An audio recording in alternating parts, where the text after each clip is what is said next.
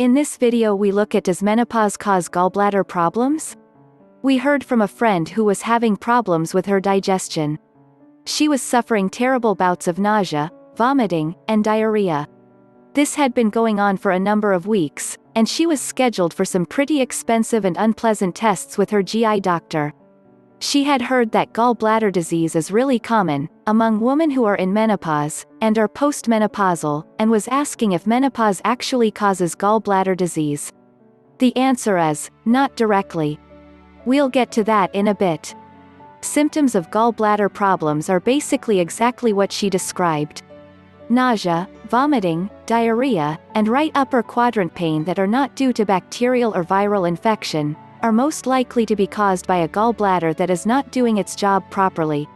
She explained that she could eat crackers, gelatin, bananas, and broth, but nothing more substantial than that. Anytime she tried to eat meat, cheese, fruit, vegetables, basically all the healthy foods, and anything with a high fat content, she would have horrible pain within 30 minutes to 2 hours of the meal. She'd then spend the next 6 to 12 hours running to the toilet with diarrhea. If she stuck to the clear liquid diet, she was without pain and other symptoms, but she was rapidly losing weight, had no energy, and was becoming dehydrated. Her HETA scan was problematic because she had become dehydrated enough that the tech had a hard time getting the needle in her arm. But how did she get to this place? One thing she mentioned really stuck out to me, because she said she had been using a prescription hormone replacement gel since she exited perimenopause and was fully in the change, or in menopause. She had been using it a little over a year to stave off the hot flashes, weight gain, mood swings, and night sweats that had made her pretty miserable. This is where we come back to the part about how menopause doesn't directly cause gallbladder disease. As a natural health researcher, I have studied the different forms of menopause hormone treatments and their benefits. I have also learned quite a lot about their drawbacks. The most concerning risk to me is the fact that HRT more than doubles a woman's risk of developing breast cancer.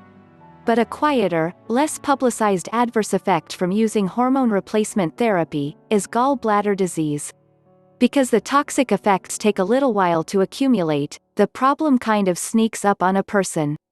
Our friend said she had about 14 months of relatively happy, asymptomatic living before she got sick, and then it was like the bottom had fallen out of her happy living, not sure if the pun was intended.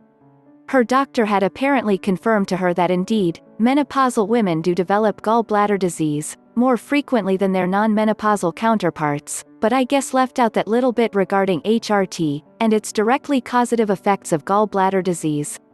My advice to her was basically to call the doctor right away, to discuss a safe way of getting off the HRT. I left mine cold turkey and I don't advise that at all. It's not safe, and the very symptoms I was taking HRT to prevent came back with such a fury that I was just beside myself with misery.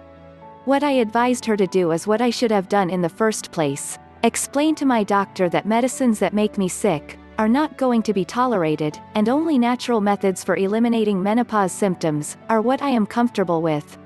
The unfortunate thing is that once the gallbladder has decided it's done behaving, there is no magical fix.